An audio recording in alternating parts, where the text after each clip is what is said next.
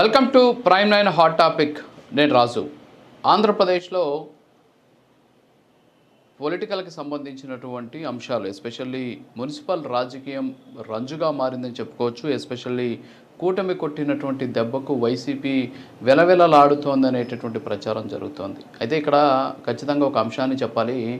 ఏంటంటే గతంలో ఒక నానుడు ఉండేది, చెడపుకురా చెడేవు కుక్క కాటుకు చెప్పు దెబ్బ. సో ఇలాంటి నానుడు అంతా కూడా ఉండేది. సో ఇప్పుడు జరుగుతున్నటువంటి మున్సిపల్కి సంబంధించినటువంటి ఈ మున్సిపల్లో ఉన్నటువంటి వివిధ స్థానాలకు జరుగుతున్నటువంటి ఎన్నికల్లో అది కొట్టొచ్చినట్టుగా అనిపిస్తుంది. గతంలో వైఎస్ఆర్ కాంగ్రెస్ పార్టీ అవలంబించినటువంటి తీరునే ప్రస్తుతం కూటమి కూడా అవలంబిస్తోంది. అంటే వాళ్ళు చూపినటువంటి మార్గాన్నే కూటమి కూడా అనుసరిస్తోందా అనేటటువంటి అనుమానాలు అందరిలో కూడా కలుగుతున్నాయి. ఎందుకంటే ఇటీవల అంటే నిన్న జరిగినటువంటి దాదాపు 11 స్థానాలకి జరిగినటువంటి ఎన్నికలకు సంబంధించి దాదాపు 7 స్థానాల్లో జరిగాయి. ఇంకొక 4-5 స్థానాలకు సంబంధించి వాయిదా పడినటువంటి పరిస్థితి అయితే ఉంది. సో ఈ అంశానికి సంబంధించి ఎస్పెషల్లీ ఆంధ్రప్రదేశ్ స్టేట్ రాష్ట్ర వ్యాప్తంగా కూడా వైసీపీ తీవ్ర ఆందోళన చేస్తోంది. ఇక్కడ కూటమి బెదిరింపులకు పాల్పడింది, ప్రలోభాలకు పాల్పడింది. కూటమి వైసీపీకి సంబంధించినటువంటి కార్పొరేటర్లను అలాగే కౌన్సిలర్లను తమ వైపు తిప్పుకునేందుకు రకరకాలైనటువంటి ఆయుధాలను ఎంచుకుంది అని చెప్పేసి వాళ్ళు చెబుతూ ఉన్నటువంటి పరిస్థితి. ముఖ్యంగా తిరుపతికి సంబంధించినటువంటి డిప్యూటీ మేయర్ ఎన్నిక సందర్భంగా ఇక్కడ కిడ్నాపులు జరిగాయి. అంతేకాకుండా వచ్చినటువంటి వైసీపీ కార్పొరేటర్లు వచ్చినటువంటి బస్సుల మీద దాడి జరిగింది అని చెప్పేసి కూడా ఆరోపిస్తూ ఉన్నటువంటి పరిస్థితి అయితే ఉంది. సో గతంలో జరిగినటువంటి ఎన్నికలను కూడా వైఎస్ఆర్ కాంగ్రెస్ పార్టీకి సంబంధించిన నాయకులు ఈ సందర్భంగా అవలోకనం చేసుకోవాలి. ఎందుకంటే గతంలో జరిగినటువంటి మున్సిపల్ ఎన్నికల్లో ఏ విధమైనటువంటి అరాచక పాలన జరిగింది అనేది కూడా వాళ్ళు ఆలోచించాలి. సో ఇప్పుడు జరిగినటువంటి సంఘటనలను నేను సమర్థించట్లేదు, కానీ గతంలో జరిగినటువంటి సంఘటనలు కూడా ఖచ్చితంగా అవలోకనం చేసుకోవాల్సినటువంటి బాధ్యత వైసీపీకి సంబంధించినటువంటి నాయకులకు ఉంది. ఎందుకంటే కనీసం నామినేషన్లు వేయనీయకుండా వచ్చినటువంటి వాళ్ళని చితకబాదినటువంటి సందర్భాలు కూడా గతంలో జరిగాయి. ప్రజలంతా కూడా తెలుసు, ఎవరు కూడా మర్చిపోలేదు. కానీ ఇప్పుడు తమకేదో అన్యాయం జరిగిపోతుంది, ప్రజాస్వామ్యం కూనీ జరుగుతుంది, రాష్ట్రంలో ప్రజాస్వామ్యం లేదు, తాలిబాన్ రాజ్యాన్ని స్థాపిస్తోంది అని చెప్పేసి వైసీపీకి సంబంధించినటువంటి నాయకులు తీవ్ర స్థాయిలో ఆందోళన చేస్తున్నారు. అయితే ఇప్పుడు జరుగుతున్నటువంటి సంఘటనలు ఎవరు హర్షించరు. గతంలో వాళ్ళు చేశారు కాబట్టి మేము చేస్తాం అనడం కూడా కరెక్ట్ కాదు. అయినప్పటికీ కూడా గతంలో జరిగినటువంటి సంఘటనలను అవలోకనం చేసుకోవాల్సినటువంటి బాధ్యత వైఎస్ఆర్ కాంగ్రెస్ పార్టీకి సంబంధించినటువంటి నాయకులకు ఉంది. సో ఎన్నిక అనేది ప్రజాస్వామ్యయుతంగా జరగాలి.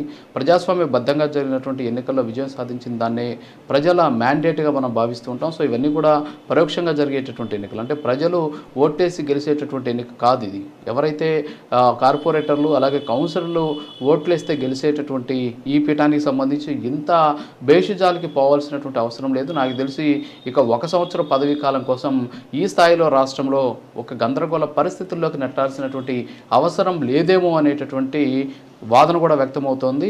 అయితే మొత్తానికైతే ఆంధ్రప్రదేశ్లో ఇప్పటికే నిన్న 7 కార్పొరేషన్లు అలాగే మున్సిపాలిటీలకు సంబంధించి వివిధ పదవులకి ఎన్నికలు జరిగాయి. కొన్ని అనివార్య కారణాల వల్ల ఇవాళకి వాయిదా పడినటువంటి పరిస్థితి. సో ఇవాళ కూడా కాస్త ఉద్రిక్తత, అంతేకాకుండా టెన్షన్ వాతావరణం అయితే క్రియేట్ అయ్యేటటువంటి ఛాన్సెస్ ఉన్నాయి. సో ఇదే ఇవాళ హాట్ టాపిక్. ఈ హాట్ టాపిక్లో మనతో పాల్గొనేందుకు వైఎస్ఆర్ కాంగ్రెస్ పార్టీ రాష్ట్ర అధికార ప్రతినిధి శేఖర్ రెడ్డి గారు, అలాగే టీడీపీ నాయకురాలు అసిలేటి నిర్మల్ గారు మనకు జూమ్లో సిద్ధంగా ఉన్నారు. వీరితో పాటు పొలిటికల్ అనలిస్ట్ కృష్ణాంజనేయులు గారు, అలాగే జనసేన అధికార ప్రతినిధి రాయపాటి అరుణ్ గారు మనతో జాయిన్ అవుతున్నారు. సో ముందుగా మనం శేఖర్ రెడ్డి గారు, వైఎస్ఆర్ కాంగ్రెస్ పార్టీ రాష్ట్ర అధికార ప్రతినిధి, వారితో మాట్లాడుతాం. Good morning sir. ఏంటి మొత్తానికి ఆంధ్రప్రదేశ్లో 93% స్థానాలను సార్వత్రిక ఎన్నికల్లో గెలుచుకున్నటువంటి మేము 100% విజయం సాధించామని చెప్పేసి టీడీపీకి సంబంధించినటువంటి నాయకులు చెబుతున్నారు. తాజాగా పట్టణ స్థానిక సంస్థల ఎన్నికల్లో 100% గెలిచామని చెప్తున్న పరిస్థితి. సో మీరేమో ఎస్పెషల్లీ వైసీపీకి సంబంధించినటువంటి నాయకులు భారీ ఎత్తున దీని మీద ఆందోళన చేస్తూ ఉన్నారు. ఏ విధంగా ఈరోజు నిన్న జరిగినటువంటి ఎన్నికలకు సంబంధించిన అంశాలు ఎలా జరిగాయి అనేది అందరూ కూడా చూసినటువంటి పరిస్థితి. సో ఏమంటారు శేఖర్ రెడ్డి గారు? కూటమి కాలకేయుల సాక్షిగా ఆంధ్రప్రదేశ్లో ప్రజాస్వామ్యం కూని అయిపోయింది సార్. ఎందుకైందంటే సార్, తిరుపతిలో 2 నిమిషాలు టైం ఇవ్వాలి సార్. తిరుపతిలో 48 కౌన్సిలర్లు మాకుంటే ఒకరు మాత్రమే కార్పొరేటర్ ఉన్నారు. 48 కార్పొరేటర్లు మా వైపు ఉన్నారు.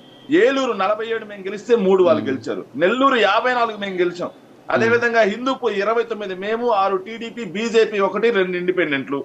పాలకొండ 17 మేము, వాళ్ళు 3, 30 మేము గెలుచుకున్నాం.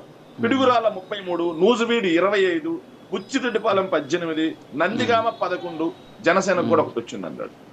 సో ఏదైతే ప్రజలు ఓట్లేసి గెలిపించినటువంటి ప్రజాస్వామ్యంగా జరిగినటువంటి ఎన్నికల్లో కార్పొరేటర్లు కానీ, మున్సిపల్ చైర్మన్లు కానీ వీళ్ళందరూ కూడా వైఎస్ఆర్ కాంగ్రెస్ పార్టీకి చెందినటువంటి గుర్తు మీద గెలిచినటువంటి వ్యక్తులు.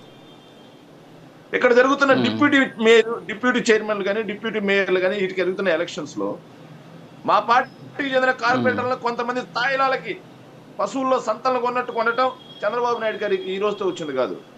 1995లోనే ఎన్టీఆర్ గారికి వెన్నుపోటు పొడిచేటప్పుడే ఎమ్మెల్యేలని సంతలో పశువులు కొన్నట్టు కొన్నారు. మళ్ళీ 2014లో మేము గెలిచిన తర్వాత 23 మంది ఎమ్మెల్యేలను నిర్దాక్షిణ్యంగా సంతలో పశువులను కొన్నట్టు కొని 4 మంత్రి పదవులు కూడా ఇచ్చారు. 4 మంత్రి పదవులు కూడా కట్టబెట్టడం జరిగింది. వెరసి ప్రజలు ఇచ్చిన తీర్పు 2019 తీర్పు ఇచ్చారు. మళ్ళీ చంద్రబాబు నాయుడు గారి ఏదైతే అబద్ధపు హామీలకి, మోసపూరిత వాగ్దానాలకి, అదే విధంగా రాష్ట్ర ప్రజలందరి దృష్టిలో చేసినటువంటి తప్పుడు ప్రచారానికి ప్రజలు ప్రలోభపడిపోయి ఓటేసి గెలిపించారు. గెలిపించిన తర్వాత అయినా ప్రజాస్వామ్యాన్ని కాపాడే పద్ధతిగా ఈ కూటమి వెళ్తుందా సార్? నిన్న తిరుపతిలో, మీరు తిరుపతిలోనే ఉంటారు రాజు గారు, నేను మీకు చెప్పాల్సిన పని లేదు, మీరే కళ్ళారా చూసుంటారు.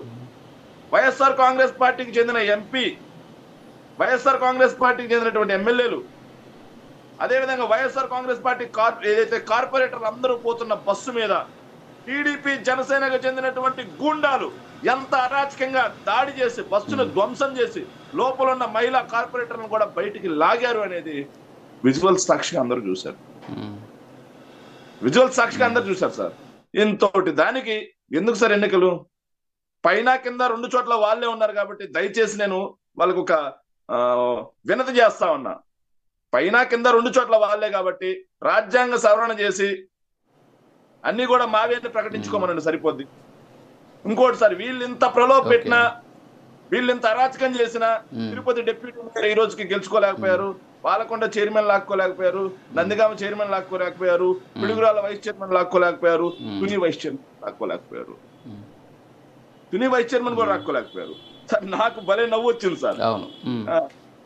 ఈనాడు పేపర్ రాసింది సార్, గతంలో చైర్మన్లు, వినండి సార్, గతంలో చైర్మన్లు, మేయర్లు, డిప్యూటీ మేయర్లు, డిప్యూటీ చైర్మన్లు వైసీపీ కార్పొరేటర్లను ప్రలోభ పెట్టి బెదిరించి గెలిచిందంట సార్. ఎక్కడ కార్పొరేటర్లను బెదిరించాం? ఎక్కడ కార్పొరేటర్లను మేము చేశాం? మా పార్టీ కార్పొరేటర్లను మేము బెదిరించాల్సిన పని ఏంటి? మా పార్టీ కార్యకర్తలు మేము ప్రలోభాలకు గురి చేయాల్సిన పని ఏంటి? ఒక వార్తని ఎంత తిప్పిచ్చి రాస్తారనడానికి ఇది ఒక ఉదాహరణ సార్.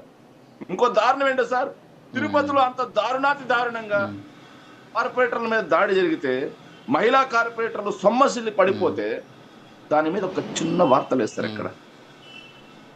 దాని మీద ఒక చిన్న వార్తలు వేస్తారు ఇక్కడ. ప్రజాస్వామ్యం కూని అయిపోతుంది సార్ ఈ కాలకేయుల దాటికి. సో గమనిస్తున్నారు సార్, రాష్ట్ర ప్రజలందరూ కూడా నిశ్చితంగా గమనిస్తున్నారు.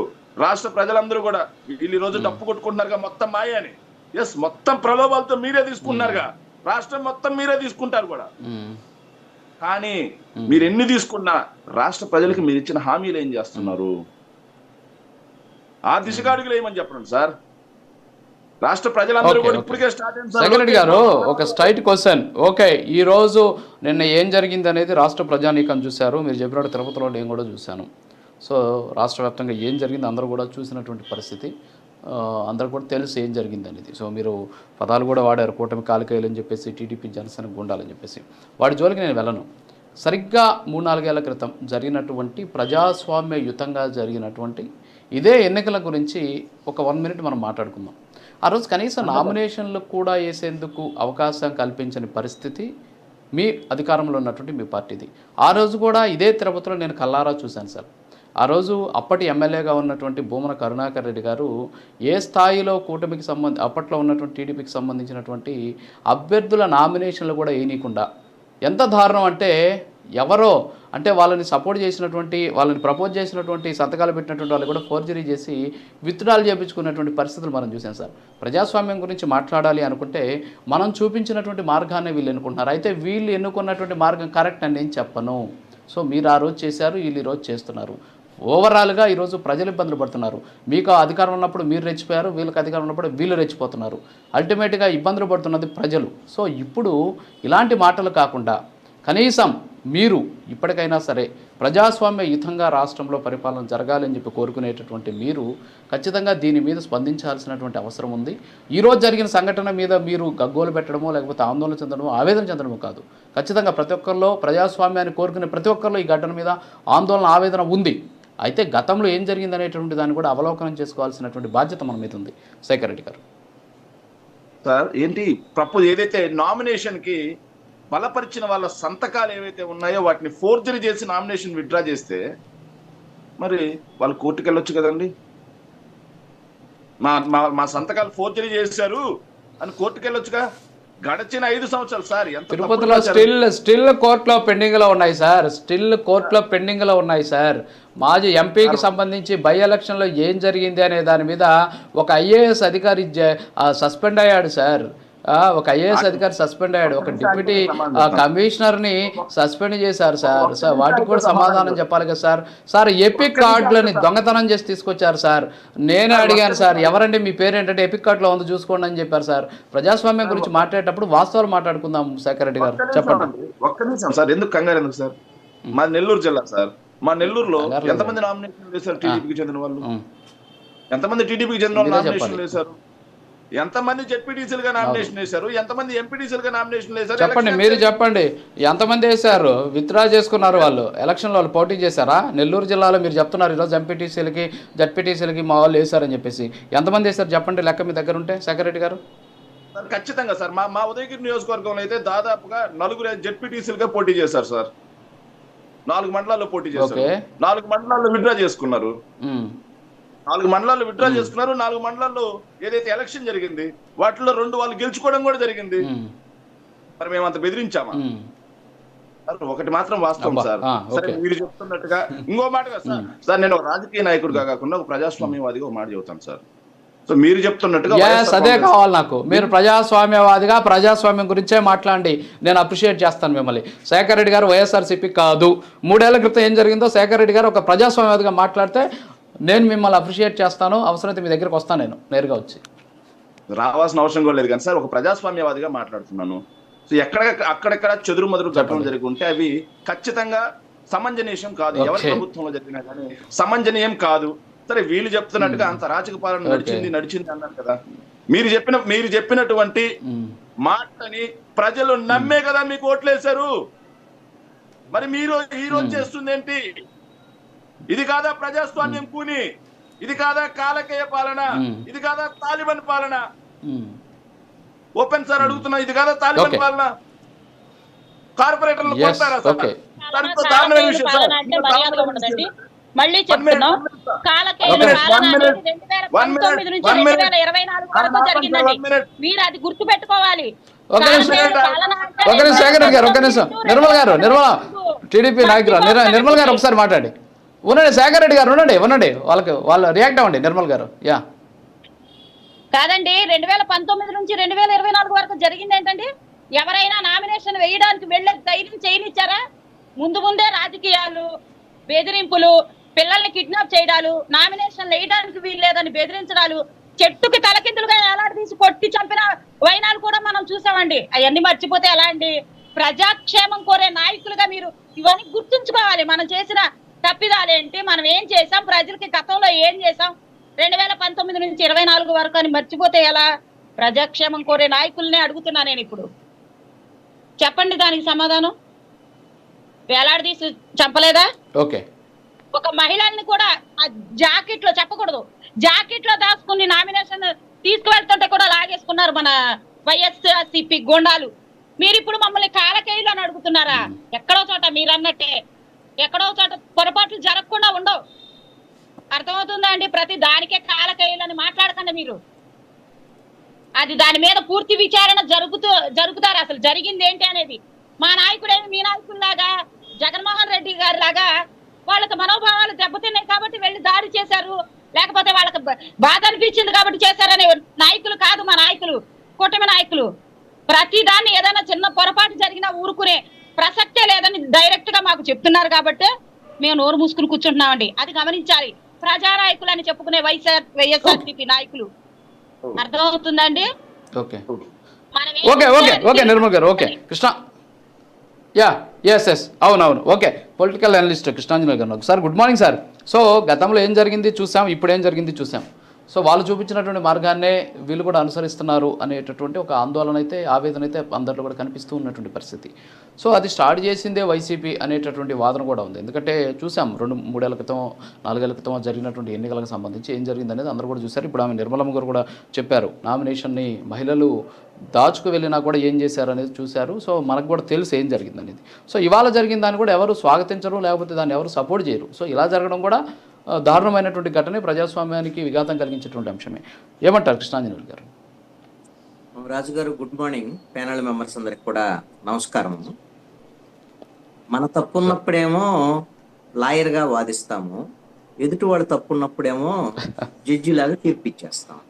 ఇది మనుషుల సహజమైనటువంటి లక్షణం అన్నమాట. రాజకీయ పార్టీలు కూడా తాము తప్పు చేసేటప్పుడేమో అప్రజాస్వామికవాదులుగా వాళ్ళు తప్పులు చేస్తారు. ఇప్పుడేమో ప్రతిపక్షంలో ఉన్నారు కాబట్టి ప్రజాస్వామికవాదులుగా మాట్లాడుతున్నాం అని చెప్పి శేఖర్ రెడ్డి గారు మాట్లాడతారు. ఇప్పుడు ప్రజాస్వామికవాది అయిపోయారు శేఖర్ రెడ్డి గారు. ఎందుకు? ఇప్పుడు వాళ్ళ పార్టీ ప్రతిపక్షంలో ఉంది, వాళ్ళు ఇబ్బందులు ఎదుర్కొంటున్నారు కాబట్టి ఇప్పుడు ప్రజాస్వామ్యతంగా చర్చ జరగాలి, ప్రజాస్వామ్యం గురించి చర్చ జరగాలి. ఇదన్నమాట. ఇక్కడ ప్రజాస్వామ్యాన్ని అపహాస్యం చేస్తున్నాయి రాజకీయ పార్టీలు. మీరు గత 5 ఏళ్లలో మొత్తం జరిగినటువంటి స్థానిక సంస్థల ఎన్నికల్ని, అంతకు ముందు కూడా అధికార పక్షం వైపు ఎంతో కొంత ప్రజల మద్దతు ఉండేది. ప్రజలు అధికారం ఏముంటే వాళ్ళకి స్థానిక సంస్థలకు సంబంధించినటువంటి వాళ్ళకు ఓట్లు వేస్తే దాని ద్వారాగా అభివృద్ధి, అధికారం ఉన్నటువంటి వాళ్ళ వైపు సర్పంచ్ ఉంటే, అధికారం ఉన్నప్పుడు మున్సిపల్ చైర్మన్ ఉంటే, లేదా కార్పొరేషన్ సంబంధించినటువంటి మేయర్ వాళ్ళకి సంబంధించినటువంటి ఉంటే అభివృద్ధి జరిగిద్ది అనేటువంటి ఆలోచనలు ప్రజల మధ్యలో కూడా ఉంటాయి. ఎంతో కొంత మొగ్గు అధికార పక్షం వైపే ఉంటుంది. కానీ వైఎస్ఆర్ కాంగ్రెస్ పార్టీ బహుశా గతంలో ఎన్నడూ లేనటువంటి విధంగా వాళ్ళకి 151 సీట్లు అసెంబ్లీ సీట్లు వచ్చేసరికల్లా వాళ్ళకి ఏం పట్టుకున్నది అని అంటే, అసలు ఏమి ఎన్నికలు జరిగినా మేమే గెలుస్తాం, అసలు ప్రజలందరూ మా వెనకే ఉన్నారు, ఇక అసలు టీడీపీ 23 సీట్లు వచ్చినాయి, అసలు టీడీపీ ఉండకూడదు, ఇక మిగలకూడదు అసలుకి. అదే విధంగా జనసేనకు ఒక్కటే వచ్చింది, వాళ్ళు కూడా మా దగ్గరకు వచ్చారు, అసలు జనసేన మిగలకూడదు, బీజేపీ ఎలాగే లేదు కాబట్టి ఈ పార్టీలే మిగలకూడదు, ప్రతిపక్షం మిగలకూడదు. అంటే ఏం చేయాలి?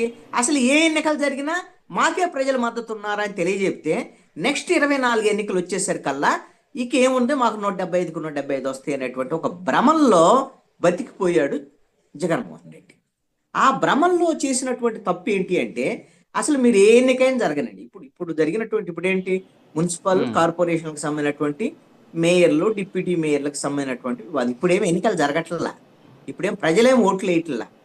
ఆల్రెడీ ప్రజలు ఎన్నుకున్నటువంటి కార్పొరేటర్లు, ఆయా డివిజన్లకు సంబంధించినటువంటి మెంబర్లు, వీళ్ళకి సంబంధించినటువంటి వాళ్ళు ఇప్పుడు పార్టీలు మారటమో లేదా బెదిరించి పార్టీలు మార్చుకోవటమో, దీని ద్వారాగా వాళ్ళు మేయర్లని, డిప్యూటీ మేయర్లని, అదే విధంగా మున్సిపల్ చైర్మన్లని, వైస్ చైర్మన్లని ఎన్నుకునేటువంటి విధానం ఇప్పుడు కొనసాగుతున్నటువంటి అంశం.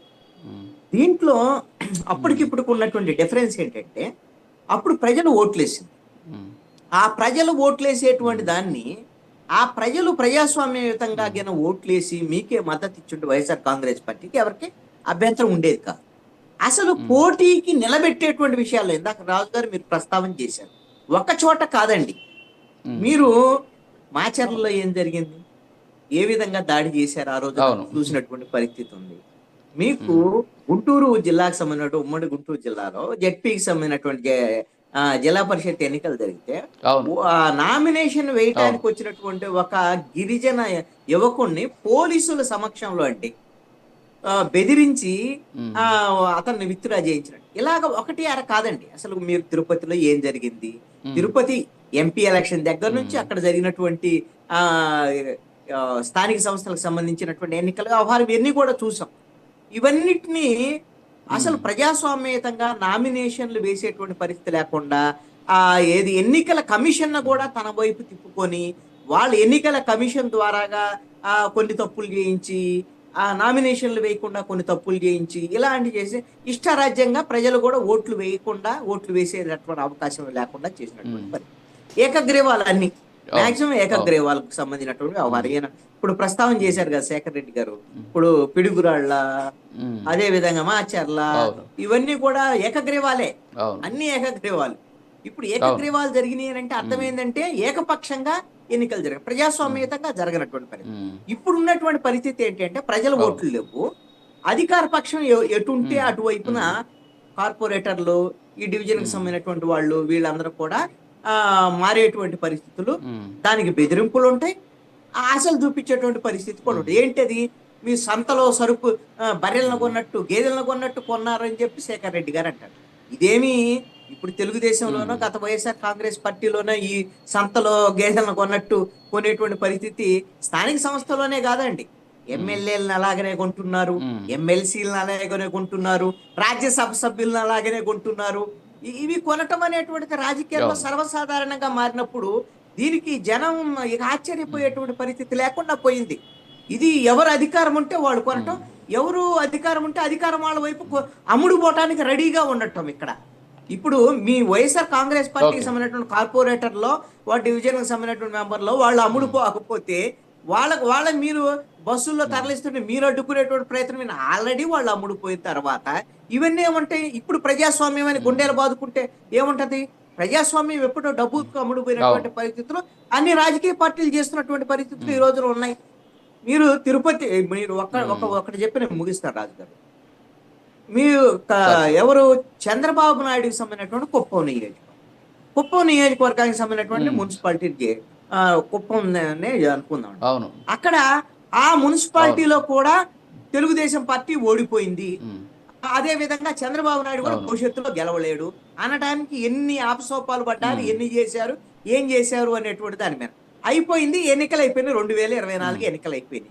ఎన్నికలు అయిపోయిన తర్వాత వైఎస్ఆర్ కాంగ్రెస్ పార్టీ ఓడిపోయింది. మరి వైఎస్ఆర్ కాంగ్రెస్ పార్టీ కుప్పం మున్సిపాలిటీలో వైసీపీకి సంబంధించినటువంటి వాళ్ళు ఉన్నారా మీతో? ఏమైంది? ఎక్కడికి పోయారు? తెలుగుదేశం పార్టీకి వెళ్ళిపోయారు. ఎందుకు వెళ్ళిపోయారా అంటే ఇది ఈ విధంగా గెలిచినటువంటి వాళ్ళు అమ్ముడు పోవటానికి రెడీగా ఉన్నారు. కానీ ప్రజలైతే మాత్రం ఈ విధమైనటువంటి గంపకొత్తగా అమ్ముడు పోవటానికి సిద్ధంగా లేరు. ఆ రోజున మీరు ప్రజలను భయభ్రాంతులకు గురి చేసి మొత్తం మేమే గెలిచామనేటువంటి చెప్పుకున్నటువంటి మీరు అలాంటి అప్రజాస్వామిక చర్యలకు పాల్పడటం వల్ల మీరు సాధించిందేముంది?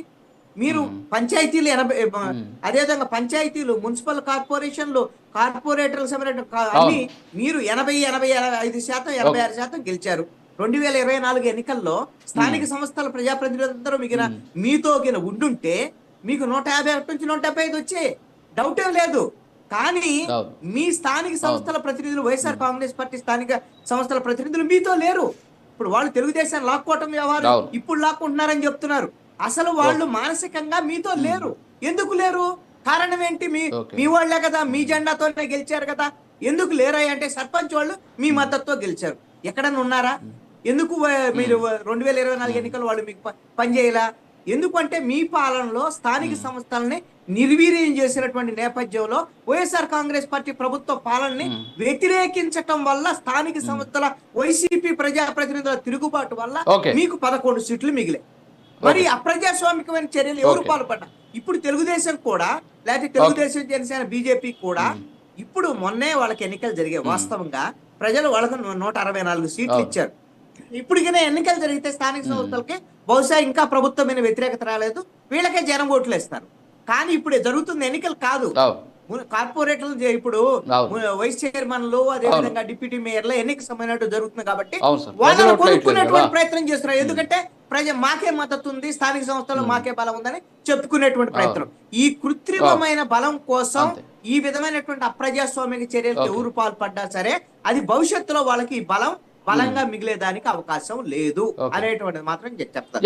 ఓకే ఓకే కృష్ణాంజలి గారు, ఇప్పుడు మీరు ఒక మాటని చెప్పారు ఏంటంటే, ఆల్రెడీ వీళ్ళు అమ్ముడుపోయారు, ఆల్రెడీ కూటమికి సరెండర్ అయిపోయినటువంటి వాళ్ళు బస్సులో వెళ్తుంటే మీరు వెళ్ళి లాక్కోవాల్సినటువంటి అవసరం ఏందనేటువంటి అంశాన్ని మీరు లేవనెత్తారు. సో ఈ సందర్భంగా వైసీపీకి సంబంధించిన నాయకులు మా వాళ్ళ మీద దాడి చేశారు, మమ్మల్ని కిడ్నాపులు చేశారని చెప్తే నాకు తెలిసి వాళ్ళ వేకుజామును నిన్న సాయంత్రం అనుకుంటాను ఎవరైతే కనిపించకుండా పోయినటువంటి వాళ్ళు ఒక ఇది రిలీజ్ చేశారనమాట, వాళ్ళకి సంబంధించినటువంటి సెల్ఫీ వీడియో. ఒక్కసారి ఆ వీడియో మనం చూద్దాం, ఎందుకంటే మీరు మాట్లాడారు కాబట్టి, కోట్ చేస్తారు కాబట్టి అందుకే నా వీడియో చూపిస్తున్నా. ఒకసారి తీసారు ఆ వీడియో, ఒకసారి ప్లే చేయండి ప్లీజ్. నేను తెల్లారి జరిగినటువంటి సంఘటన వల్ల బయట వచ్చేస్తున్నాను, నేను సేఫ్గా ఉన్నాను. నా పేరు డాక్టర్ అనీష్ రాయల్, 45 వరకు కార్పొరేటర్. తెల్లవారుజామున కొంచెం హాస్పిటల్ తన బస్సులో గందరగోళం జరిగిన దానివల్ల నేను సేఫ్ ప్లేస్కి రావడం జరిగింది, అంతేగాని ఎవరు నన్ను కిడ్నాప్ ఏం చేయలేదు. నా పేరు అమర్నాథ్ రెడ్డి, నన్ను ఎవరు కిడ్నాప్ చేయలేదు. మేము వెళ్తున్నట్టు ఓటేసానికి వెళ్తున్నటువంటి బస్ కాడ రచ్చ జరుగుతుంటే మేమే భయపడి పక్కకి వెళ్ళిపోవడం జరిగింది. నేను దగ్గరలో ఉన్న మా విలేజ్లో ఉన్నాను, సాయంత్రం ఇంటికి చేస్తాను. నా పేరు Mohan Krishna Yadav. Morning corporation deputy mayor election జరగడానికి వెళ్ళేటప్పుడు, ఓటు వేయడానికి వెళ్ళేటప్పుడు ఆ బస్ దగ్గర గొడవ జరిగింది. ఆ గొడవ జరగడం వల్ల సేఫ్గా పక్కనున్న మాకు తెలిసిన వాళ్ళ ఇంటికి వెళ్లడం జరిగింది. నేనైతే ఎక్కడ కిడ్నాప్ అలాంటిది ఏం అవ్వలేదు. నేను సేఫ్గా ఇంటికి తిరిగి వస్తాను. నేను ఓకే, చూసాం మనం. ఒకసారి రాయపట్ అరుణ్ గారి దగ్గరికి వెళ్లే ముందు ఒకసారి ఇప్పుడు మనం చూసామండి అమర్నాథ్ రెడ్డి గారు, తర్వాత అనీష్ రాయల్. సో వీళ్ళిద్దరి గురించి నేను చెప్తాను. ఈ అనీష్ రాయల్ అనేటటువంటి వ్యక్తి కార్పొరేటర్గా ఉన్నటువంటి గతంలో అధికారంలో ఉన్నటువంటి సందర్భంలో ఇళ్ళ దగ్గరికి వెళ్ళి మామూలు ఇవ్వలేదని చెప్పేసి కూల్చేసినటువంటి వ్యక్తి. ఈ వీడియోలు సోషల్ మీడియాలో కూడా హల్చల్ అయినటువంటి పరిస్థితి. సో ఆయన భయపడి వెళ్ళిపోయాడంట, బస్సులో ఏదో గొడవ జరుగుతూ ఉందని చెప్పేసి. సో అమర్నాథ్ రెడ్డి అనేటటువంటి కార్పొరేటరు తిరుపతిలో ఆయన దాదాపు నెంబర్ 2గా ఎదిగినటువంటి వ్యక్తి. అంటే కరుణాకర్ రెడ్డి గారికి ఆయన ఒక రకంగా చెప్పండి రైట్ హ్యాండ్. ఆర్థిక వనరులకు సంబంధించి ఈయన చేసేటటువంటి సెటిల్మెంట్లు తిరుపతిలో ఉన్నటువంటి ప్రజలందరూ కూడా తెలిసినటువంటి విషయం. సో ఈయన కూడా భయపడిపోయాడంట, బస్సులో ఏదో జరిగిపోతుంది, చాలా టెన్షన్గా ఉంది నాకు అని చెప్పేసి భయపడిపోయి వెళ్ళిపోయాడంట. ఎవరు కిడ్నాప్ చేయలేరని చెప్పేసి వాళ్ళే సెల్ఫీ వీడియో తీశారు. సో దాంట్లో ఉన్న వాస్తవం ఏంటో నేను దాని జోలికి వెళ్ళలేదు. రాయపట్ అన్న గారు చెప్పండి, ఏంటి అసలు కూటమి కాలకేయులట, టీడీపీ జనసేన గుండాలట. సో మన శేఖర్ రెడ్డి గారు కోట్ చేశారు ఈ మాటల్ని. వీటిని మీరు ఆమోదిస్తారా, లేకపోతే ఏంటి మీ రియాక్షన్? సార్, ప్యానెల్ ఉన్న పెద్దలకి, వీక్షకులకి మీకు నమస్కారం సార్.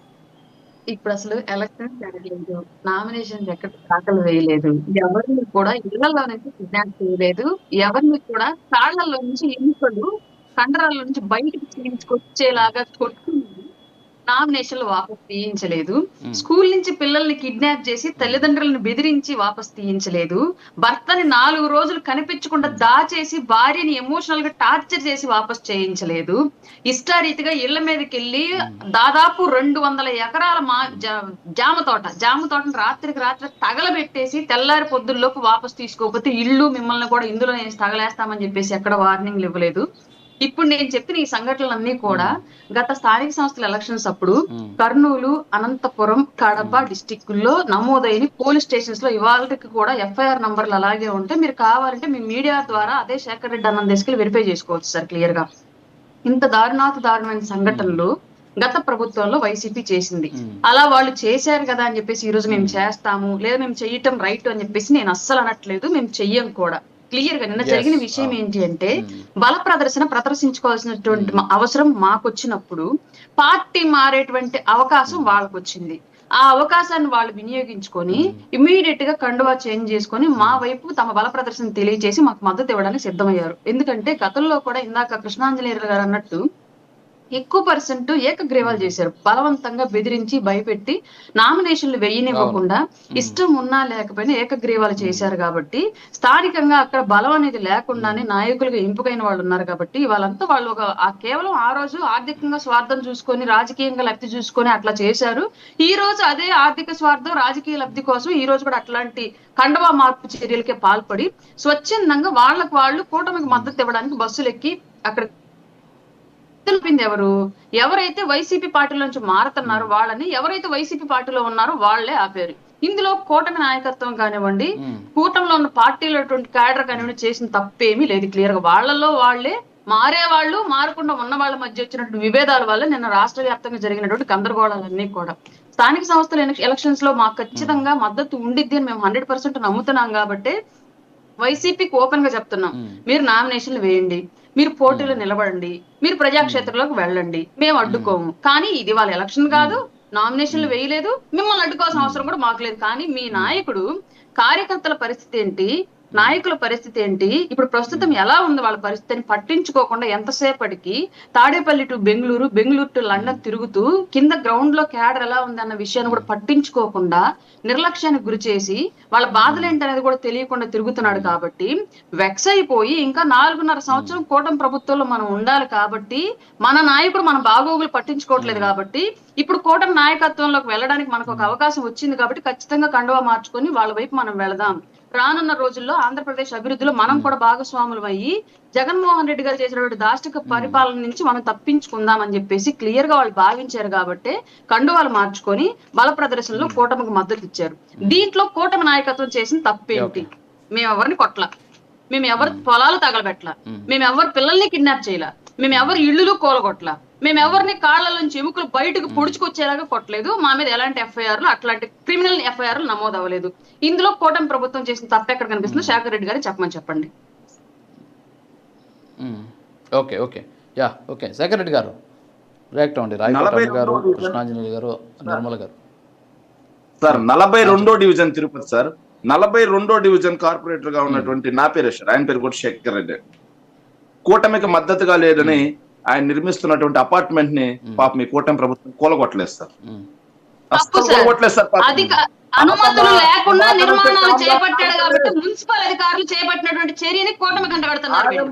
అన్ని తెలుసులేమ్మా, మున్సిపల్ అధికారులు చేపడతారు, పోలీసులు చేపడతారు, మున్సిపల్ అధికారులు చేపట్టినట్టు మీరు చేపడితే ప్రజాస్వామ్యం భద్రంగా ఉన్నట్టు మేము చేపడితే శేఖర్ రెడ్డి గారు ఆయన నిర్మాణానికి సంబంధించి అనుమతి పత్రాలు మీ దగ్గర ముఖ్యమంత్రి ఉంటున్నదే ఈ రోజు అక్రమ నివాసం, ముఖ్యమంత్రి ఉంటున్నదే ఏదైతే గ్రీన్ ట్రిబ్యునల్ కు సంబంధించి నివేదికలు తిరోధకాలు వద్ది నదీ గర్భంలో కట్టుకున్నటువంటి నివాసాన్ని ఈ రోజు ముఖ్యమంత్రి ఉన్న నివాసం అధికారిక నివాసం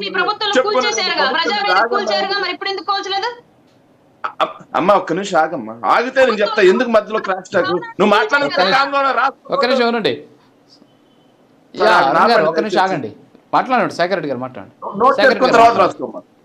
ముఖ్యమంత్రి ఉంటున్నదే ఈ రోజు అక్రమ నివాసం, ముఖ్యమంత్రి గారు ఉంటున్నదే అక్రమ నివాసం.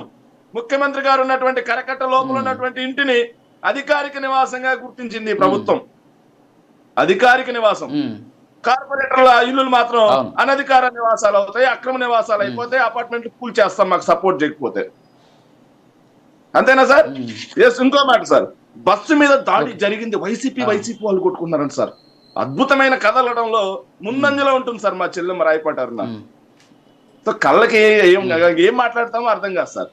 సార్ బస్సు మీద దాడి జరగడం అప్రజాస్వామికం అని ఉంటే మనం ఖచ్చితంగా దాన్ని హర్షించవచ్చు. కానీ అక్కడ అంత క్లియర్ గా వైసీపీ కార్పొరేటర్లు వైసీపీకి ఓటేసుకోవడం కోసం వైసీపీ ఎంపీతో కలిసి వెళ్తుంటే వచ్చి దాడి చేసింది ఆ గుండాలు ఎవరు? మా పార్టీ గుండాలా వాళ్ళు? జనసేన పార్టీ గుండాలా? ఒక్కసారి తిరుపతిలో కనుక్కోతలు చెప్తుంది వాళ్ళు మా పార్టీ గుండాలా జనసేన పార్టీ గుండాలా అని. దాడి చేస్తుంది జనసేన పార్టీ గుండాలు, దాడిని ప్రోత్సహిస్తుంది జనసేన పార్టీకి చెందినటువంటి స్థానిక ఎమ్మెల్యే అరణ్య శ్రీనివాసులు గారి అబ్బాయి. అనేది అంత క్లియర్ గా ఈరోజు తిరుపతి మొత్తం తెలుస్తా ఉంటే మాకు అసలు సంబంధం లేదండి, మేము దాడి చేయలేదండి అంటున్నారు. ఇంకోటి జగన్మోహన్ రెడ్డి గారిని కూడా తీసుకొచ్చారండి, Tadepalli to Bengaluru, Bengaluru to London అని. మా నాయకుడు ఆయన ఇష్టం, మీకు వచ్చిన నొప్పి ఏంటి?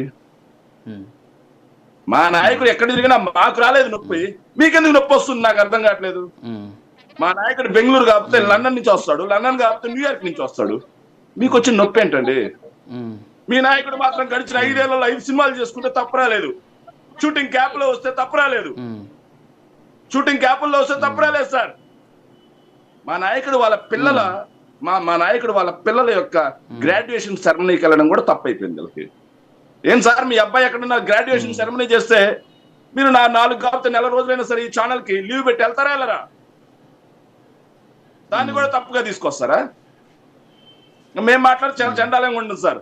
మంత్రిగా ఉండి మధ్యలో ఓజీ షూటింగ్లకి వెళ్తున్నారంట, అది చూడండి ఒకసారి. మంత్రిగా ఉండి హరిహర వీరమల్లు షూటింగ్లకి వెళ్తున్నారంట, అది గమనించండి. ముందు మనం మాట్లాడేటప్పుడు తర్వాత మనం ఏదన్నీ మాట్లాడాలి ఆలోచన చేసుకోవాలి. ఇంకోటి సార్, మేమైతే క్లియర్ గా చెప్తున్నాం సార్, ఈ రోజు వాళ్ళు ఎంత దాష్టికి మేము అంటున్నాం సార్, ఈ ప్రజాస్వామ్యయుతంగా జరుగుతున్నాయి, ప్రజాస్వామ్యబద్ధంగా జరుగుతున్నాయి కదా సార్. కోరం సెట్ కాలేదని చెప్పేసి జనసేన పార్టీకి చెందిన 3 మహిళల్ని ముసుగులేసి కార్పొరేటర్ల లాగా ఏదైతే ఎస్వి యూనివర్సిటీ కౌంటింగ్ హాల్ అదైతే పోలింగ్ హాల్లోకి తీసుకెళ్లారంటే ముసుగులేసి జనసేన వాళ్ళు మేము కాదు, మేము ప్రజాస్వామ్యయుతంగా ఉన్నాం, మొత్తం మాకు వచ్చేసారి తప్పిస్తే మేము ఎక్కడ వాళ్ళని పిలవలేదు, బెదిరించలేదు. అక్కడ విజువల్స్ కనిపిస్తా ఉన్నాయి కదా, దాడి చేసింది ఎవరని పక్కనే వేస్తా ఉన్నారు. ఆ బస్సులో ఉన్నది వైసీపీ వల్ల లేకపోతే జనసేన పార్టీ కోటేయడానికి పోయిన వాళ్ళు అనేది లోపల ఉన్న వాళ్ళు కండువులు వేసుకున్నారు. లోపలనే వైసీపీ కండువులా కాదా బస్సులో ఉన్నాయి. మరి మా వైసీపీ పార్టీకి చెందిన వాళ్ళు మా ఎంపీ సాక్షిగా మేమేదైతే డిప్యూటీ మేయర్ ఎన్నుకోవాలని చెప్పేసి మేము ఎలక్షన్ పోతుంటే మా మీద దాడి చేసింది ఎవరు? అది తప్ప రైట్ అనేది ఖండించాల్సింది పోయి వాళ్ళు కొట్టుకుంటున్నారండి, వాళ్ళు తిట్టుకుంటున్నారండి. వాళ్ళ నాయకుడు అక్కడక్కడ తిరుగుతున్నాడు కాబట్టి మాకు వస్తున్నారండి. వస్తే మీరు ఆనందంగా తీసుకుపోండి అమ్మా, మీరు డబ్బులు ఇస్తారో ప్రలోభ పెట్టుకుని తీసుకుపోండి. కానీ ఇలా నడి రోడ్డు మీద నిర్దాక్షిణ్యంగా దాడి ఏంటి? ఈ దాడిని మీరు సమర్థిస్తున్నారా? ఇలాంటి దాడులకే మేము ఈ 4 ఏళ్ళు పాల్పడతామని చెప్పి ఇండికేషన్ ఇస్తున్నారా? దానికి సమాధానం చెప్పమంటే అబ్బాయి చెప్పరు సార్. వాళ్ళు కొట్టుకుంటారు, వాళ్ళు తిట్టుకుంటున్నారు సార్. మళ్ళీ చెప్తున్నాను సార్, వాస్తవంగా ప్రజాస్వామ్యంలో ఇలాంటి దాడులు ఎవరు చేసినా తప్పే. కూటమి ప్రభుత్వం మీకు ప్రజలు మ్యాండేట్ ఇచ్చారు కాబట్టి, ప్రజలు మీకు 164 సీట్లతో మ్యాండేట్ ఇచ్చారు కాబట్టి ఇలాంటివిగా చేయాల్సింది. మీరు ఏదైతే చెప్పిన మేనిఫెస్టోని, ఎన్నికల హామీలని నెరవేర్చే దిశగా అడుగులు వేయండి. ఈ రోజు ప్రజల్లోకి వెళ్తే ప్రజలే కాలం పట్టుకునే పరిస్థితుంది. కొంచెం ఆ వైపుగా చూడండి సార్. ఓకే శేఖర్ రెడ్డి గారు. ఓకే కృష్ణాంజనేయులు గారు, ఇప్పుడు శేఖర్ రెడ్డి గారు కొన్ని అంశాలని కోట్ చేశారు, అలాగే రాయపాటన్ గారు కొన్ని మాట్లాడారు. సో వాస్తవంగా నిన్న అక్కడ సంఘటన జరిగేటప్పుడు నేను కూడా ఉన్నా ప్రత్యక్షంగా. అయితే ఇక్కడ జరిగినటువంటి అంశం ఏంటంటే శేఖర్ రెడ్డి గారు ఒక అంశాన్ని ఎత్తారు. ఏంటంటే ఒక 3 మహిళల్ని ముసుగులేసుకొని లోపలికి పంపించేటువంటి ప్రయత్నం జరిగింది కౌంటింగ్ హాల్లోకి అని చెప్పేసి. సో వాళ్ళని యాక్చువల్గా అయితే ఒక 3 మహిళలు అయితే వెళ్ళేటప్పుడు నేను చూశాను, వాళ్ళని పోలీసులు అడ్డుకొని వాళ్ళకి సంబంధించి ఆ కార్డ్స్ అడిగితే వాళ్ళు సమాధానం చెప్పలేకపోయారు. సో వాళ్ళని బయటికి పంపించేసినటువంటి పరిస్థితి. సో నేను ప్రత్యక్షంగా చూశాను ఆ సంఘటన. తర్వాత బస్సు మీద దాడికి సంబంధించిన అంశం ఏంటంటే బస్సులో వెళ్తున్నది వైఎస్ఆర్ కాంగ్రెస్ పార్టీకి సంబంధించిన కార్పొరేటర్లు అయినప్పటికీ కూడా కార్పొరేటర్లు కానటువంటి కొంతమంది అందులో ఉన్నారు. సో ఎవరైతే ఇప్పుడు మిస్ అయినటువంటి 4-5 వీళ్ళు కిడ్నాప్ చేశారని చెప్పినటువంటి 4-5 బదులు వీళ్ళ చేత వీళ్ళు ఓట్లు వేయించడానికి తీసుకెళ్తున్నారు అనేటటువంటి వాదనని అక్కడ టీడీపీ జనసేన లేవనెత్తినటువంటి పరిస్థితి. ఆ క్రమంలోనే మేము చూడాలి అంటే పోలీసులు వచ్చి మీరు దిగి వెళ్ళండి, బస్సు లోపలికి అలౌ చేయరు, మీ కార్డులు చూపించి వెళ్ళండి అంటే దానికి అంగీకరించలేదు. ఒక వైసీపీకి సంబంధించినటువంటి గీతా యాదవ్ అనే ఒక మహిళ అయితే నానా దుర్భాషలు అంటే అక్కడ ఉన్నటువంటి ఎస్ఐని అన్ని లకార భాషే, అది వినడానికి కూడా చాలా దారుణంగా ఉంటుంది. అమ్మ నీ కార్డు చూపించంటే ఆమెను నానా దుర్భాషలు అనేటువంటి పరిస్థితి మనం చూసాం. సో వాట్ ఎవర్ ఇది జరిగింది, వాస్తవంగా అయితే ఇది జరిగింది, నేనే చూశాను అక్కడ. సో కృష్ణాంజనేయులు గారు రెస్పాండ్ అవ్వండి ప్లీజ్. ఇక్కడ రాజు గారు, ఎవరు అధికారంలో ఉంటే వాళ్ళకి పోలీసులు అదే విధంగా పోలింగ్ అధికార యంత్రాంగం సపోర్ట్ చేయటం అనేటువంటిది ఈ సర్వసాధారణంగా మారుతుంది. మరి సర్వసాధారణం అంటే మరి అంగీకరిద్దామా అని అంటే అది అప్రజాస్వామికమైనటువంటి చర్య. ఇక మనకు అధికారం ఉంది కాబట్టి మనం ఇష్టం వచ్చినట్టుగా చెయ్యొచ్చు అనేటువంటి దాన్ని. ఇప్పుడు శేఖర్ రెడ్డి గారు ఇందాక ఒక ప్రస్తావన చేశారు, మా కార్పొరేటర్ కి సంబంధించినటువంటి ఒక కన్స్ట్రక్షన్ బిల్డింగ్ కూల్ చేశారు కాబట్టి ఆయన భయపడ్డాడు, ఆటోమేటిక్ గా ఆయన అధికార పక్షం వైపు వెళ్తాడు. ఇక భయపెట్టిన వాళ్ళు కొంటారు. తర్వాత ఇప్పుడు ఇందాక మనం వీడియోలు చూసాం, వాళ్ళందరూ వైఎస్ఆర్ కాంగ్రెస్ పార్టీ వాళ్ళే. వాళ్ళు ఏం చెప్తున్నారు, మమ్మల్ని ఎవరు కిడ్నాప్ చేశారు, మేము సురక్షిత ప్రదేశం అంటే ఏంటి, వాళ్ళు ఆల్రెడీ అధికార పక్షానికి అమ్ముడు పోయినటువంటి పరిస్థితి ఉంది కాబట్టి మేము మమ్మల్ని ఎవరు కిడ్నాప్ చేయలేదు అనేటువంటి ఒక వీడియోలు రిలీజ్ చేశారు. ఇప్పుడు దానికి వీళ్ళే ఏం చేయలేరు వైఎస్ఆర్ కాంగ్రెస్ పార్టీ వాళ్ళు. ఇప్పుడు ఏం చేయగలుగుతారు వాళ్ళని? ఇప్పుడు వాళ్ళు ఆల్రెడీ అమ్ముడు పోయారు, వాళ్ళని ఎక్కడో హైడ్ చేసి దాని తర్వాత వచ్చి ఓటింగ్ అప్పుడు వాళ్ళని తీసుకొచ్చి ఓటేస్తారు. అసలు ఒక రాజ్యసభ సభ్యుడిగా ఉన్నటువంటి విజయసాయి రెడ్డి గత ప్రభుత్వంలో చేసినటువంటి అవినీతికి సంబంధించినటువంటి వ్యవహారాల మీద, సపోజ్ కాకినాడ పోర్టుకు సంబంధించినటువంటి దాని మీద ఈ ప్రభుత్వం కేసులు పెడతామనంటే ఆల్రెడీ కేసులు పెట్టిన తర్వాత భయపడి సరెండర్ అయిపోయాడు. బీజేపీ కను తెలుగుదేశం జనసేన కూటమికి సరెండర్ అయిపోయాడు. సరెండర్ అయిపోతారు. రాజ్యసభ సభ్యుడే సరెండర్ అయి అన్ని కోట్లు దొబ్బేసిరైనా నీ కార్పొరేటర్ల పాపం పరిస్థితి ఏంటండి? వాళ్ళ అమ్ముడు పోరా? వాళ్ళు జరిగేది ఏంటి? అదే జరిగింది. ఇది కేవలం ఇప్పుడేదో తెలుగుదేశం జనసేన కూటమి చేస్తుందా లేకపోతే గతంలో వైసీపీ చేసిందంటే అసలు మొత్తం రాజకీయాలే ఇలా ఉన్నాయి. ఈ విధంగా ఎవరు అధికారం ఉంటే వాళ్ళని కొనుక్కోవటం, ఎవరు అధికారం ఉంటే వాళ్ళని బెదిరించటము. మీరు లోకల్ బాడీస్ ఎలక్షన్స్ అప్పుడు మున్సిపల్ కార్పొరేషన్లు అదే విధంగా పంచాయతీల ఎన్నికలప్పుడు వైసీపీ వాళ్ళు ఎవరైతే అభ్యర్థి ఉండారో వాళ్ళకి నామినేషన్లు మీరు వేయొద్దు అని మర్యాదగా వెళ్ళి చెప్పారు తెలుగుదేశం జనసేన వాళ్ళకి. వినలేదనుకోండి, ఒకవేళ నామినేషన్లకు వస్తామని అడిగారంటే కుటుంబ సభ్యులను పోలీస్ స్టేషన్లకు పిలిపించి బెదిరించారు. మీకు కొన్ని చోట్ల అయితే వాళ్ళ ఇళ్లల్లో అక్రమ మద్యాన్ని పెట్టి గంజాయిని పెట్టి కేసులు పెట్టడానికి ప్రయత్నాలు చేసినటువంటివి కూడా చూసాం. అంటే ఎవరు పెట్టారయ్యా? వైసీపీ వాళ్ళు కాదు పెట్టింది, పోలీసులు పెట్టారు. పోలీసులు పెట్టి అలాంటి అక్రమ కేసులు పెట్టినటువంటి పరిస్థితి ఉంది. అంటే అధికారం ఉంటే చాలు, మన ఇష్టారాజ్యంగా వ్యవస్థల మొత్తాన్ని కూడా ఉపయోగించుకొని ప్రజాస్వామ్యాన్ని కూని చేసేటువంటి విధానం అనేటువంటి కొనసాగుతోంది. ఇది ఏ పార్టీ చేసినా సరే దీన్ని ప్రజలందరూ గమనిస్తారండి. మీరు ప్రజలేమి గమనించరని అనుకోవటానికి వీల్లేదు. ఇప్పుడు 80-85% స్థానిక సంస్థలు మొత్తం మేమే గెలిచామన్న తర్వాత 2024లో ప్రజలందరూ కూడా వైఎస్ఆర్ కాంగ్రెస్ పార్టీకి ఎందుకు తీర్పిచ్చారు? మీరు అప్రజాస్వామ్యకి చర్యలకు పాల్పడుతున్నారు, బలహీనంగా ఉన్నటువంటి తెలుగుదేశం పార్టీ మీద దాడులు చేస్తున్నారు, జనసేన వాళ్ళ మీద దాడులు చేస్తున్నారు.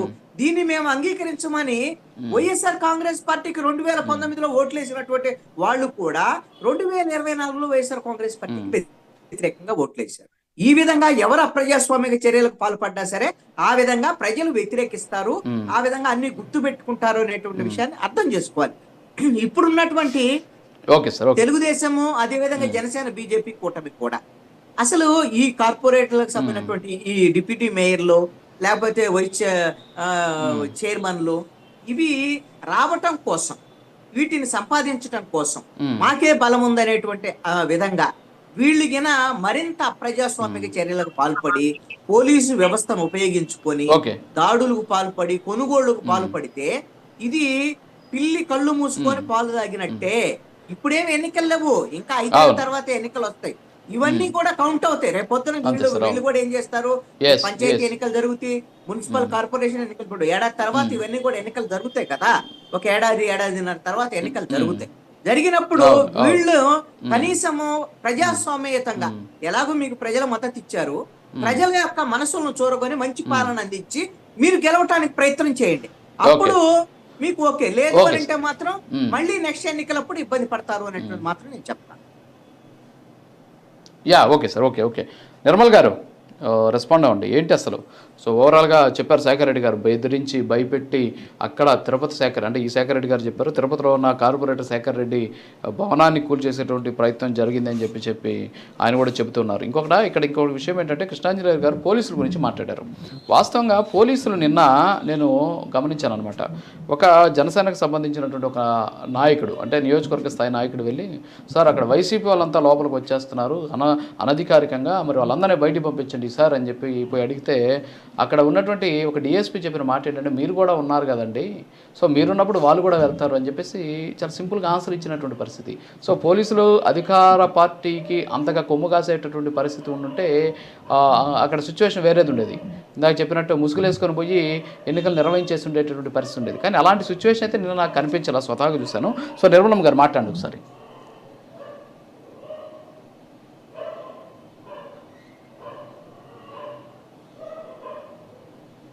అక్కడ జరిగే పరిస్థితులు వేరండి. వాస్తవానికి ఎవరైతే కార్పొరేటర్లు వీళ్ళందరూ కూడా వాళ్ళు వెళ్లకుండా వేరే వాళ్ళు వెళ్తున్నారనే ఒక డౌట్ ఉంది. కాబట్టి జనసేన అయినా కూటమికి సంబంధించిన నాయకులైనా వెరిఫై చేసుకుంటున్నారు. బయటే ఉండి లోనకు వెళ్ళట్లేదండి, ఎవరు కూడా బయటే ఉండి చూస్తున్నారు. దానికి కూడా ముసుగులు వేసుకుని వచ్చేస్తున్నారు, లోనకు వెళ్ళడానికి చూశారు. ఇలా వైసీపీకి ఫస్ట్ నుంచి మనం చూస్తే ఏంటంటే నిందలు వేయడం బాగా అలవాటు. ముసుగు వేసుకుని వెళ్ళేంత దౌర్భాగ్య పరిస్థితిలో మా కూటమి నాయకులు జనసేన గాని టీడీపీకి సంబంధించిన వాళ్ళు కానీ లేరు. కేవలం పరీక్షించడానికి బయట నిలబడ్డారు, లోనకు వెళ్ళడానికి చూడలేదండి. ముందు అది గమనించాలి. ఇకపోతే మన రెడ్డి గారు మాట్లాడుతున్నారు, దాడులు జరిగాయి మా మీద, దాడులు ఏంటి కాలకేయులు ఇలా మాట్లాడుతున్నారు. నిజంగా మనం ఒక్కసారి గమనించుకోవాలండి. గతంలో చేసిన అన్ని మనం గమనించుకుని మన కాలకేయులు ఎవరు, ఎవరికి వర్తిస్తది? మన నాయకుడు తాడేపల్లి ప్యాలెస్ లో కూర్చుని వైసీపీ నాయకుడు అయినటువంటి మామూలుగా నియోజకవర్గ స్థాయిలో ఉన్న నాయకుల్ని తీర్చి వదిలితే జనసేన మహిళల్ని, టీడీపీ జనసేన నాయకుల్ని అతి దారుణంగా కొట్టి చిత్రహింసలు చేసి చంపేసిన నాయకులు చంపేశారు కూడా అండి. మాచర్లలో అయితే నరికి చంపారు నడి వీధిలో. ఇలాంటివన్నీ కూడా చేసే వాళ్ళని కాలకేయులతో పోలుస్తారండి. మీరు అది గమనించాలి రెడ్డి గారు, ఇలాంటివన్నీ గమనించాలి. మా నాయకులు ఎప్పుడు కూడా అలాంటి వాటిని ప్రోత్సహించే పరిస్థితి లేదు. వచ్చిన దగ్గర నుంచి కూడా చూడండి, ప్రజాక్షేత్రంలో గెలిచాం తప్ప మేము ప్రజాక్షేత్రంలో గెలిచి ప్రజల దగ్గరకు వెళ్ళి ఓట్లు అడుక్కుని మాకంటూ ఒక మద్దతు తెచ్చుకుని మీ కాలకేయుల పరిపాలన మాకొద్దు అని ప్రజలు 164 సీట్లు మాకిస్తే ఈరోజు మేము అది ప్రజల కోసం సేవ చేస్తూ ప్రజల కోసం ప్రజాక్షేత్రంలో పనిచేస్తున్నామని. మీరు ఈ రోజు ఏం చేస్తున్నారు? మాకు పేర్లు కాలకేయులు అంటే మాకు చాలా బాధగా ఉంది. దయచేసి ఆ మాటను మీరు వెనక్కి తీసుకోవాలి రెడ్డి గారు. ఓకే అమ్మా, ఓకే. రాయపాటి అరుణ్ గారు రియాక్ట్ అవ్వండి. సెక్రటరీ గారు వస్తాం మీ దగ్గర, లాస్ట్లో వస్తా ఒకసారి, మీకు కూడా అవకాశం ఇవ్వాలి కాబట్టి. రాయపాటి అరుణ్ గారు రెస్పాండ్ అవ్వండి ప్లీజ్. సార్, ఇందాక కృష్ణాంజనేయులు గారి పోలీస్ స్టేషన్ లో పంచాయతీ అంటే నాకు ఒక విషయం గుర్తొచ్చింది సార్.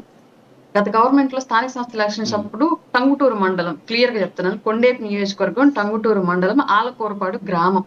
ఇందులో నేను అప్పుడు ఒక మేనేజర్ గా ఉన్నాను, ఒక షోరూమ్ కి సంబంధించి. నా దగ్గర పనిచేసే ఒక ఎంప్లాయీ తోటి సర్పంచ్ గా నామినేషన్ వేయించాను సార్. నేను నామినేషన్ వేయిస్తే పంచాయతీ సెటిల్మెంట్ ఎక్కడ జరిగిందో తెలుసా సార్? పోలీస్ స్టేషన్ లో ఎస్ఐ పరిధిలో సెటిల్మెంట్ చేయించి అతన్ని బెదిరించి, అతను కూడా కాదు, అతన్ని నేను తీసుకెళ్లి దాచిపెట్టేసా కనిపించకుండా. నామినేషన్ విత్ డ్రా టైం వరకు దాచిపెడదామని దాచిపెడితే జనసేన తరఫున నామినేషన్ వేయించి వాళ్ళ తల్లిదండ్రులని స్టేషన్ కి పిలిపించి వాళ్ళ తల్లిదండ్రులను బెదిరించి మీ అబ్బాయినికి మీరు శాశ్వతంగా వదులుకోవాల్సి వచ్చింది, మీరు దాన్ని డిసైడ్ చేసుకుని అతను ఎక్కడున్నా సరే పిలిపించి వాపస్ తీయించండి అని చెప్పేసి అక్కడ ఆ టైంలో ఎస్ఐ సమక్షంలో సెటిల్మెంట్ చేయించి క్లియర్ గా ఆ అబ్బాయి తోటి బలవంతంగా నామినేషన్ విత్ డ్రా చేయించారు గత టైంలో. ఇది క్లియర్ గా డీటెయిల్స్ సహా ఎందుకు చెప్పారంటే నేను హ్యాండిల్ చేసిన కేసు కాబట్టి క్లియర్ గా చెప్తున్నాను. అట్లాంటి సిచ్యువేషన్ ఇంకా రాష్ట్ర వ్యాప్తంగా ఎన్ని జరుగుంటాయో మీరు ఒకసారి ఆలోచించుకోండి. కుటుంబ సభ్యులను ఎంతమందిని బెదిరించుంటారు, ఎంతమందిని కొట్టారు, ఎన్ని కేసులు నమోదయ్యాయి మీరు ఒకసారి చూసుకోండి. ఇవన్నీ కూడా నీవు నేర్పిన విద్యే కదా నేరజాక్ష అని చెప్పేసి బహుశా ఆ రోజు అట్లాంటి సంఘటనలన్నీ లైవ్ లో చూశారు కాబట్టి ఇవాళ ఎవరన్నా కొద్దో గొప్ప ఏదైనా బెదిరింపుల ద్వారా పాల్పడి ఉంటే అది కూడా తప్పని నేను చెప్తున్నాను. ఎందుకంటే వైసీపీకి ఎలాంటి మ్యాండేట్ ఇచ్చారు ప్రజలు అట్లాంటి సంఘటనల తర్వాత మనం కూడా గుర్తుంచుకోవాలి కాబట్టి మనం అలాంటివి చేయకూడదు క్లియర్ గా. కానీ నిన్న జరిగిన సంఘటనల వేట్లలో కూడా కూటమి ఎక్కడ వైసీపీ అభ్యర్థులను ఇబ్బంది పెట్టలేదు. జరిగినవి అన్ని కూడా క్లియర్ గా వాళ్ళకి పార్టీ మారడానికి ఒక అవకాశం దొరికింది కాబట్టి దాన్ని వినియోగించుకుని మాకు మద్దతు ఇచ్చి మా అభ్యర్థులకి బల ప్రదర్శన వైపు మా అభ్యర్థుల వైపు నిలబడ్డారు. ఇది మాత్రం ఓపెన్ గా చెప్పగలం. తిరుపతి సంఘటన వచ్చేటప్పటికి డిఫరెంట్ ఆస్పెక్ట్స్ లో జరిగిన గొడవలు కాబట్టి అది క్లియర్ గా కూటమే చేసిందని చెప్పేసి అంటే మాత్రం ఎట్టి పరిస్థితులు మేము ఒప్పుకోం. దాంట్లో వైసీపీ తప్పిదం ఉంది, కూటమి సైడ్ నుంచి ఆవేశం ఉంది. రెండు కలగలిపి నేను అంత విధ్వంసమైనటువంటి సిచ్యువేషన్ జరిగాయి కాబట్టి వాళ్ళు మన టీవీలో కూర్చొని దాని గురించి మాట్లాడుకునే సిచ్యువేషన్ ఏర్పడింది. ఓకే, ఫైనల్గా శేఖర్ రెడ్డి గారు లాస్ట్ కన్క్లూడ్ చేయండి ప్లీజ్. సార్ ఒక మాట సార్, కాలకేయులు అనేది విత్డ్రా చేసుకోవాలన్నారండి. ఎందుకు విత్డ్రా చేసుకోవాలండి? రాష్ట్రంలో వీళ్ళ అధికారంలోకి వచ్చిన తర్వాత శాంతి భద్రతలను మొత్తం తొంగలో దొక్కి మైనర్ బాలికల దగ్గర నుంచి ముసలి వాళ్ళ వరకు, నిన్న గుంటూరులో 65 సంవత్సరాల ముసలావిడ మీద రేప్ జరిగింది, చచ్చిపోయింది ఆవిడ, లైంగిక దాడి. దాదాపుగా 200 అత్యాచారాలు సార్ మన హయాంలో జరగలేదండి రెడ్డి గారు. సార్ మా హయాంలో జరిగాయంటున్నారు, మరి మీరేం చేస్తున్నారు? ఇప్పుడు నిమ్మకు నీరెత్తినట్టున్నారు. దిశ చట్టాన్ని తుంగలో దొక్కారు, దిశ యాప్ ను తుంగలో దొక్కారు. మహిళలంటే గౌరవం లేదు, మహిళలంటే రక్షణ లేదు, ఏమీ లేదు. మరి దాన్ని ఏమంటారు? కాలకేయుల పాలన అంటారా? ఏమంటారు దీన్ని? ఆగుతల్లి కంగారు సార్, ఆపండి సార్, దయచేసి ఆగుతల్లి. రాష్ట్రంలో వీధికి వాడకి గుడి దగ్గర బడి దగ్గర ఇంటింటికి డోర్ డెలివరీ మద్యం డెలివరీ చేస్తా ఉంటే వాళ్ళ కాలకేయులు ఉన్నారా లేదా? జోదం బహిరంగ వస్తువు చేశారు. నిర్మలమ్మ గారు ఆగవమ్మా, ఆగు తల్లి, కంగారు పడితేట. జూదం బహిరంగ వస్తువు చేశారు, జూదం బహిరంగ వస్తువు అయింది రోజు. కాలకేయులు అనాలా లేదా? అదే విధంగా ఇసుక మాఫియా అడ్డొస్తే చంపేస్తున్నారు, కొడుతున్నారు. కాలకేయులు అనాలా లేదా? అదే విధంగా ల్యాండ్ మాఫియా అడ్డొస్తే కిడ్నాప్లు, అడ్డొస్తే మొత్తం ఫోర్జరీ డాక్యుమెంట్లు. కాలకేయుల పాలన అనాలా లేదా? కాలకేయుల పాలన అనాలా లేదా? సోషల్ మీడియాలో మీ ప్రభుత్వంలోనే ఉన్నాం అనుకుని జరిగినాయని చెప్తున్నట్టున్నారు. గవర్నమెంట్ మారిందండి, మీ ప్రభుత్వం కాదు. ఒక్క నిమిషం సబ్జెక్ట్ సెక్షన్ ఇది కాలకేయుల పాలన అనాలా లేదా? వైసీపీ గవర్నమెంట్ లో ఉన్నప్పుడు జరిగినాయని ఇప్పుడు చెప్తున్నారండి. మీరు అప్పుడు రాసిన లిస్ట్ అనుకుంటాను, అది మర్చిపోయి చదువుతున్నట్టున్నారు. చదువుతున్నారు బై మిస్టేక్. లిస్ట్ మార్చుకోండి. మీదే మిస్టేక్, మీదే లిస్ట్, అది లిస్ట్ మీదే. మిస్టేక్ పేపర్ మారి వచ్చినట్టు చూసుకోండి ఒకసారి, డేట్ చూసుకోండి పేపర్ మీద. ఒక్క కోడ్ చేస్తాను సార్, ఒక్క నిమిషం ఆపండి. ఒక్క కోడ్ చేస్తాను సార్, ఒకే ఒక్క కోడ్. మీరు ఆపండి సార్, ఒక్క కోడ్ సార్, ఒకే ఒక్క కోడ్. ఒకేసి ఒక్క నిమిషం నిర్మల గారు, ఒక్క నిమిషం అమ్మా, ఒక్క నిమిషం. పేపర్ మారినట్టు చూడండి సార్. ఈ ప్రభుత్వం వచ్చిన తర్వాత పెట్టిన ఒక్క కేసు సార్ నంద్యాలలో ఏదైతే జగన్ కృష్ణ అని చెప్పి ఒక కుర్రాడు సార్ సోషల్ మీడియా వేదికగా ఫేస్బుక్ గా ఒక పోస్ట్ పెట్టాడు సార్. ఏం పెట్టాడంటే ఆంధ్రజ్యోతి దినపత్రికని కట్ చేసి పేపరు గడువు సరే ఇసుక ఎక్కడ అని చెప్పి ఆంధ్రజ్యోతి ఒక కథనం వచ్చేస్తే దాన్ని తీసుకొచ్చి ఎక్కడ పెట్టి ఇది ఆంధ్రజ్యోతిలోది అని ఆ కుర్రాడు ఫేస్బుక్ లో పోస్ట్ చేశాడు సార్. దానికి 111 BNS సెక్షన్ పెట్టి అరెస్ట్ చేసి రిమాండ్ కి పంపించారు సార్. అలాగే ఉదయగిరిలో సార్ మా నియోజకవర్గం, మా సొంత నియోజకవర్గం, శివారెడ్డి అనే ఒక కుర్రాడు సార్ చంద్రబాబు నాయుడు గారు మీరు వస్తే సంపద సృష్టిస్తా అన్నారు, నిత్యావసర సరుకులేమో కొండెక్కి కూర్చున్నాయి, కరెంటు బిల్లులు బాత్తా ఉన్నారు, ఇదే సార్ మీరు సృష్టించే సంపద అని అడిగారండి. దాంట్లో ఎక్కడ అశ్లీలం లేదు, బూత్ లేదు, 111 BNS section sir, 111 BNS section. Sir మన వెనక్కిపోతే చాలా ఉన్నాయి. ఓకే మీరు 1-2 సమాచారం చెప్తున్నారు కానీ అంశాలు. సో వెనక్కి వెళ్ళి చూస్తే చాలా ఉంటాయి. చాలా మంది బాధితులు ఉన్నారు. ఇక్కడ కూడా డిబేట్ లో కూర్చున్నటువంటి కొంతమంది కూడా బాధితులు, వాళ్ళు కూడా బాధితులే. సో సార్ వినండి సార్, 2019 నుంచి 24 వరకు ఏం జరిగింది దాని గురించి మాట్లాడితే చాలా పోతాయి. కాలకేయులు అనేటటువంటి ట్యాగ్ లైన్ ఎవరికి ఇవ్వాలి అనేది ప్రజలకు తెలుసు కాబట్టి వాళ్ళు మ్యాండేట్ ఇచ్చారు. సరే ఓకే శేఖర్ రెడ్డి గారు, క్లోజ్ చేద్దాం, టైం అయిపోయింది. అంటే ఇవాళ కొంచెం ఎర్లీగా క్లోజ్ చేయాల్సినటువంటి పరిస్థితి. ఈ హాట్ టాపిక్ లో పాల్గొన్నటువంటి రాయపాటి అను గారికి, అలాగే శేఖర్ రెడ్డి గారికి, నిర్మల గారికి, కృష్ణాంజలి గారికి ప్రత్యేక ధన్యవాదాలు. సో మొత్తానికి ఆంధ్రప్రదేశ్లో జరిగినటువంటి ఈ డిప్యూటీ మేయర్లు అలాగే వైస్ చైర్మన్లకు సంబంధించినటువంటి అంశం ఏదైతే ఉందో, ఎన్నికలకు సంబంధించి టీడీపీకి అలాగే కూటమికి సంబంధించినటువంటి వాళ్ళ కాలకాయలు అని చెప్పేసి వైసీపీకి సంబంధించినటువంటి నేత శేఖర్ రెడ్డి చెబుతూ ఉంటే శేఖర్ రెడ్డి మాటలను ఎట్టి పరిస్థితులు కూడా రిటర్న్ తీసుకోవాల్సిందని చెప్పేసి టీడీపీ నేత కూడా కోరుతూ ఉన్నటువంటి పరిస్థితి. సో మొత్తానికి ఆంధ్రప్రదేశ్లో గతంలో ఏం జరిగింది అనేది ప్రజలంతా కూడా చూశారు. సో అప్పుడు చేస్తే మేలు, ఇప్పుడు చేస్తే కీడు అనేటటువంటి యాంగిల్లో మాట్లాడడం కూడా కరెక్ట్ కాదు. ఎందుకంటే గతంలో కనీసం నామినేషన్ పత్రాలను చించేసి నామినేషన్ కూడా వేయకుండా అడ్డుకున్నటువంటి పరిస్థితులను ఈ రాష్ట్ర ప్రజలంతా కూడా ప్రత్యక్షంగా చూశారు. అయితే ఇప్పుడు ఈ డిప్యూటీ మేయర్ అలాగే వైస్ చైర్మన్లకు సంబంధించినటువంటి ఎన్నిక సందర్భంగా వాళ్ళ మీద దాడులు చేశారని చెప్పేసి, ప్రజాస్వామ్యం కూని అయిపోయిందని చెప్పేసి, రాష్ట్రం తాలిబాన్ రాజ్యంగా మారుతుందని చెప్పేసి సో ఇష్టానుసారం కూడా మాట్లాడుతూ ఉన్నటువంటి పరిస్థితి. సో అన్ని వాస్తవాలు ఏంటి అనేది ప్రజలందరూ కూడా తెలిసినటువంటి విషయమే తెలియజేస్తూ ఇది వాళ్ళ topic. Stay tuned to prime 9.